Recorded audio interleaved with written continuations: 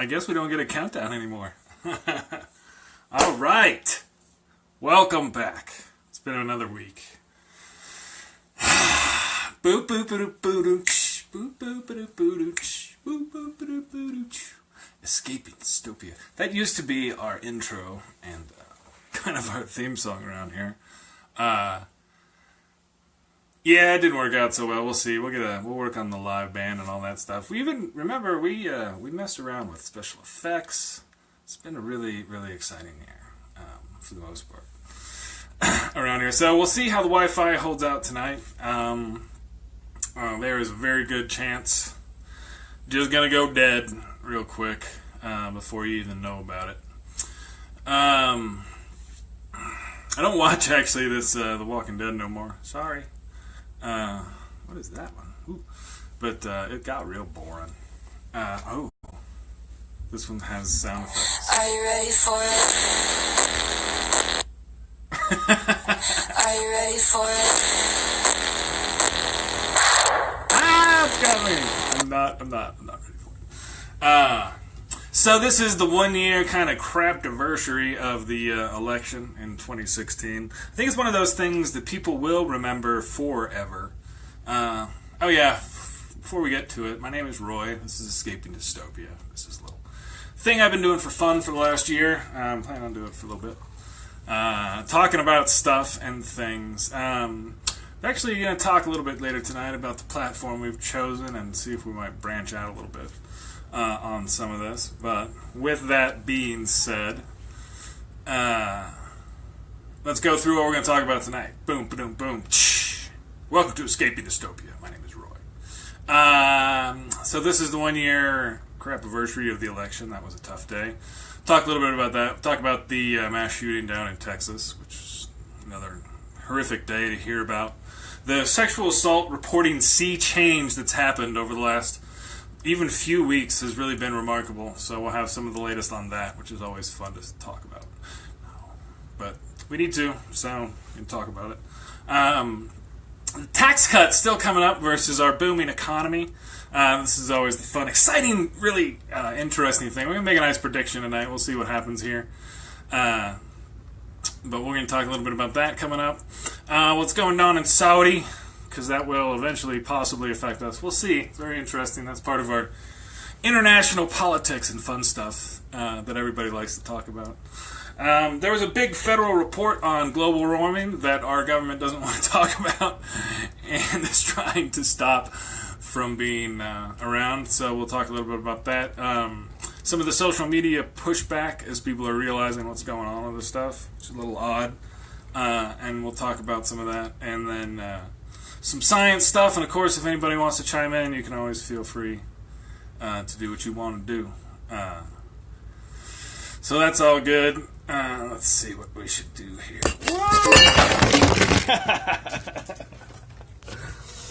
Oh yeah, this is seriously like big time professional stuff going on around here, folks. Turn around. See? How's it going? Welcome back everybody. We had, we'll call them technical difficulties. Good times. Alright, so where are we at? Talking about the 1 year, man. So that election night last year, how fun was that? One of those things that, I think a lot of people are going to remember where they were and what happened, as we do with many traumatic events. Thinking about what's going to happen for the next year, what this meant for the world, and we've seen now a whole year of that. And so far, I think we've avoided major catastrophe, in a sense. So many of our government functions at a certain level are being kind of put on ice, so to speak, and some of those, like ICE, are being put on steroids. So it's kind of a weird crapshoot.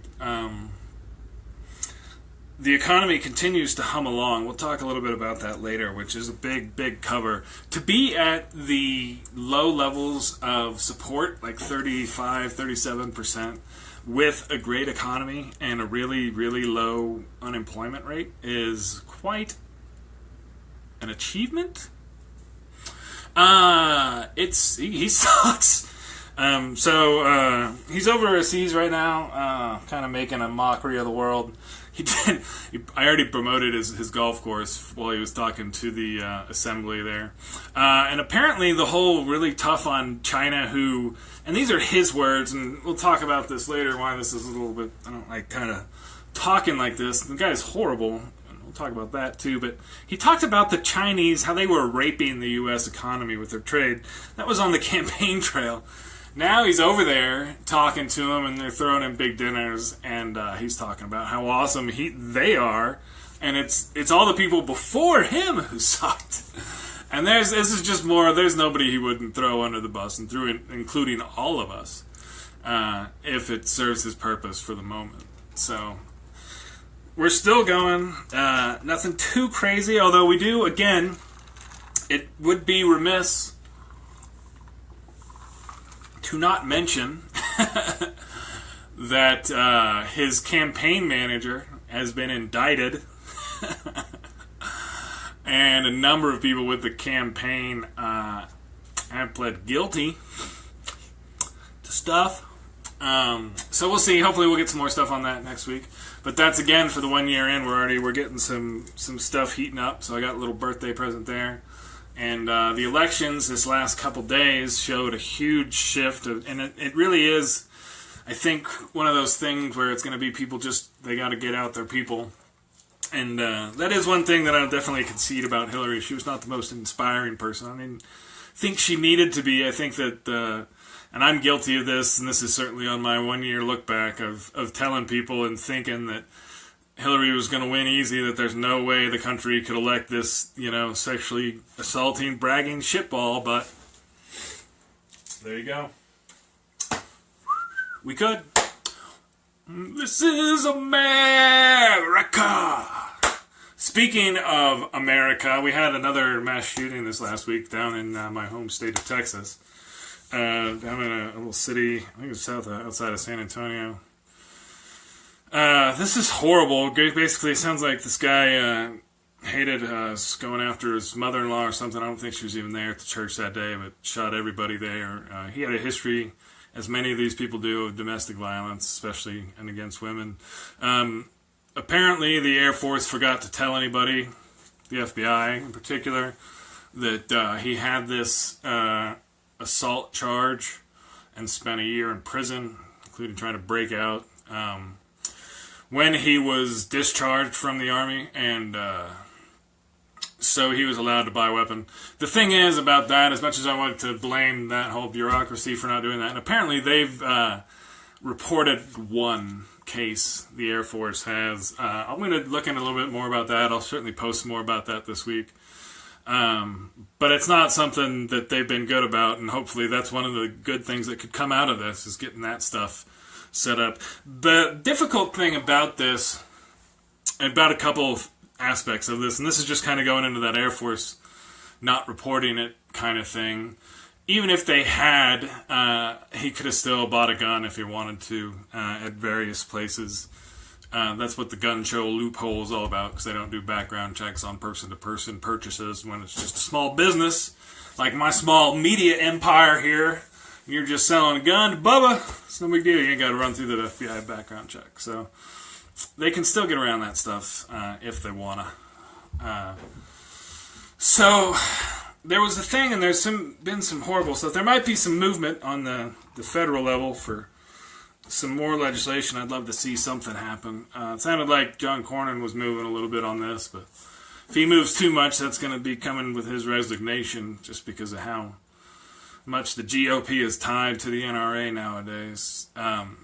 There was something that the other senator from Texas, Mr. Cruz, Rafael Theodore Cruz, said, and he was talking about how there's something that comes up a lot in these conversations about these kind of guns and when this kind of stuff happens, and when one of these people goes off and does this kind of stuff. And there's these, people saying, well, there's always going to be evil that exists, and you can't stop it, and they'll just, they're going to do what they're going to do. And it's one of those things that it just kills me, because the argument is just so ridiculous, because it's very simple to just then expand upon, right, the argument and say, well, if this evil always exists and this hatred is always going to be around us, why give it access to weapons of war?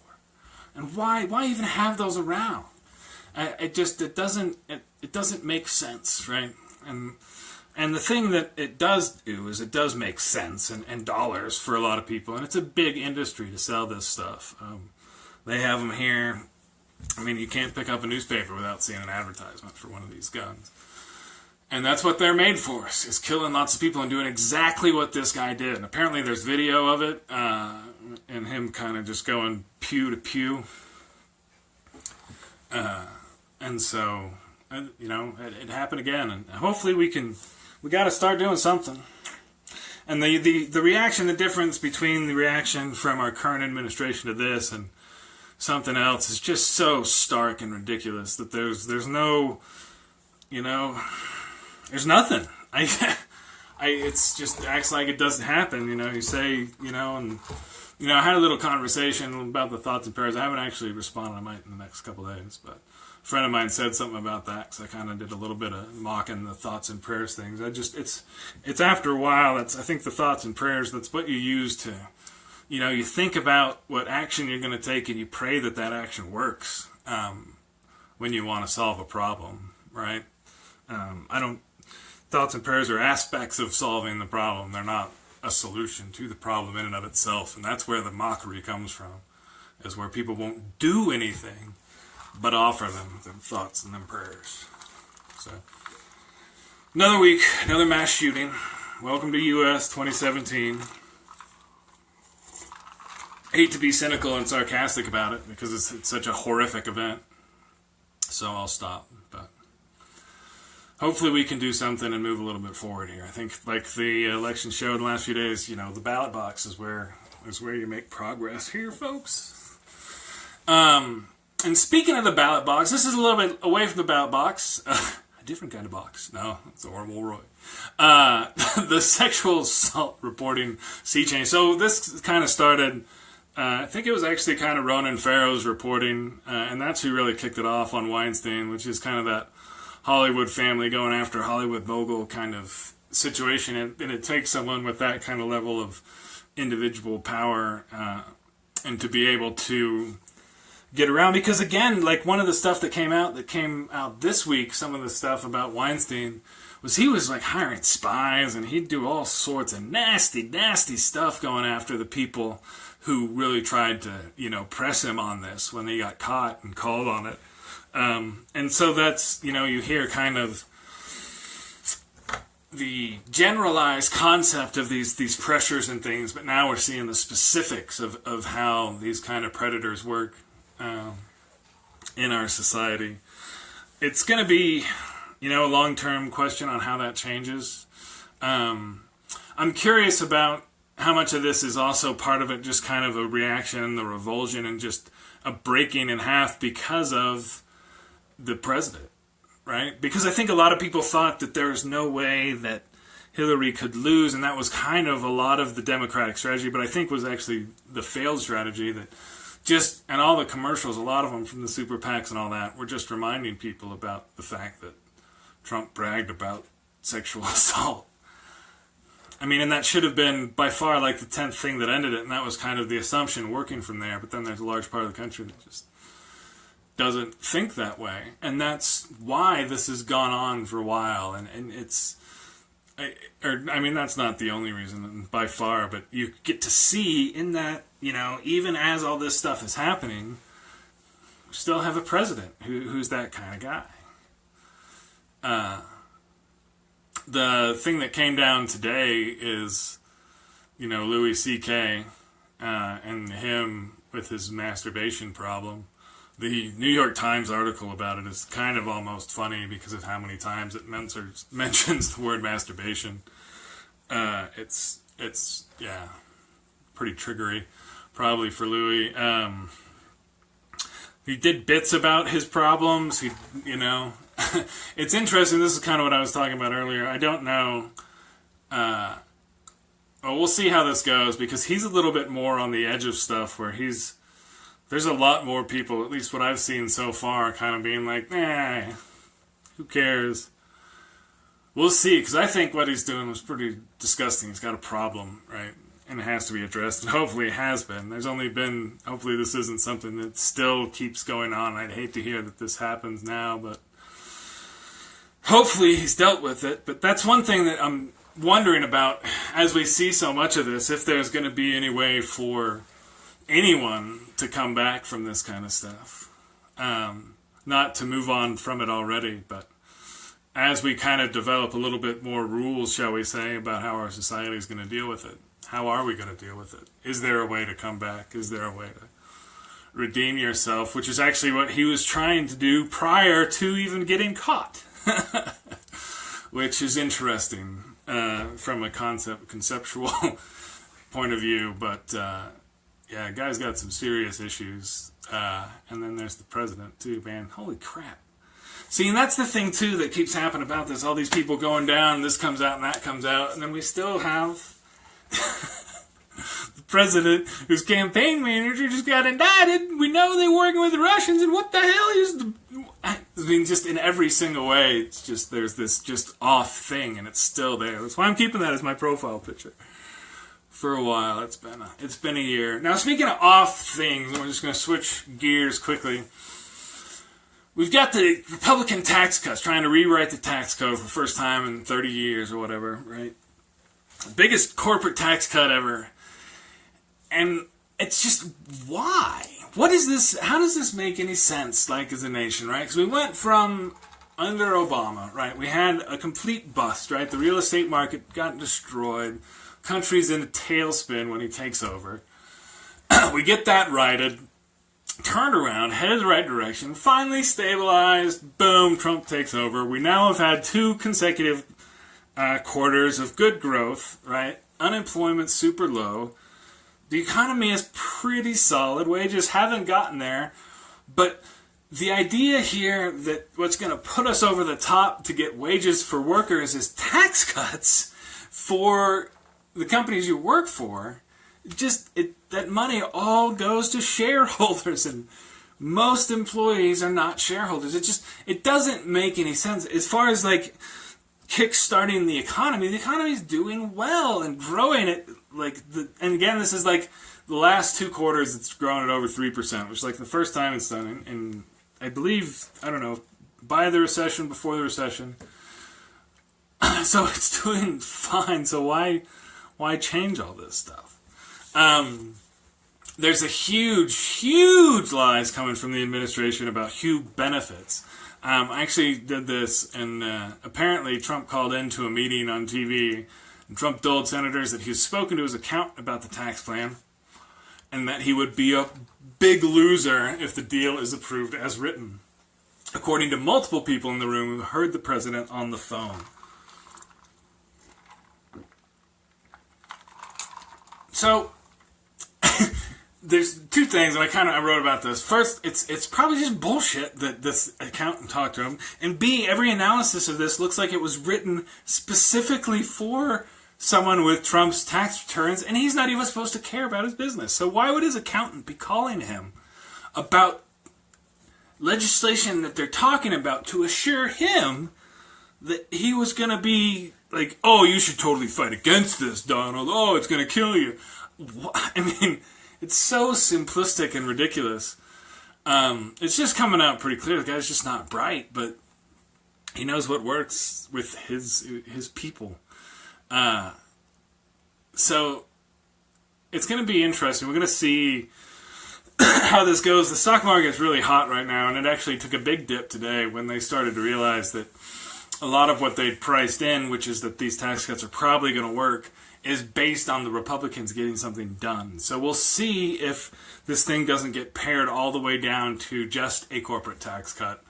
But there's going to be some really weird crap, especially if some senators come out and say, nah, this isn't going to work.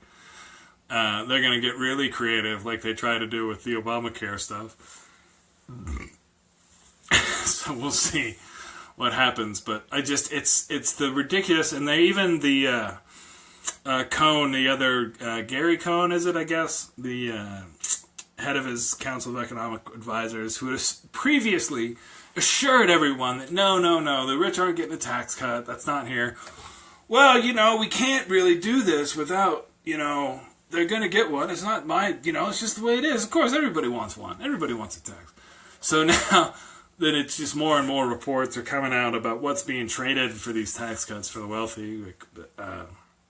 Pretty much every write-off that's not the major ones that they've talked about. So like the mortgage insurance, and I think they kept the charitable donation, but stuff like teachers, buying school supplies and medical expenses and interest on student loans and things like that other people use that have been for a while. They're usually in addition to the standard deduction, but they're just saying, now we're going to double the standard deduction and cover it. It's going to be kind of interesting to see how far this goes, because the way that works out mathematically is kind of tough to figure, which is part of the idea.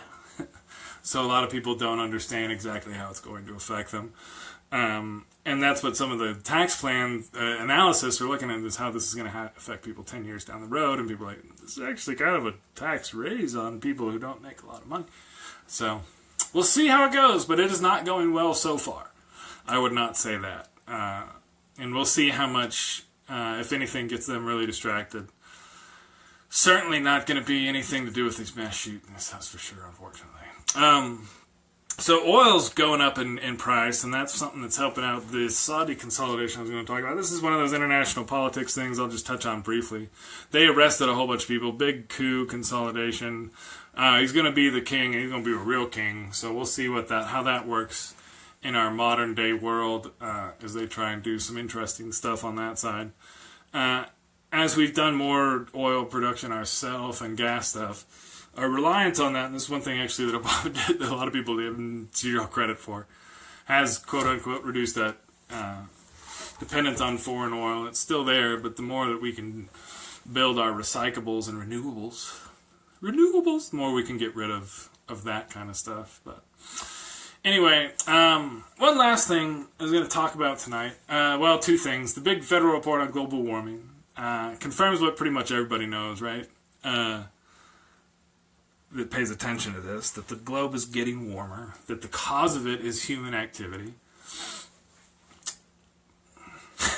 That's it.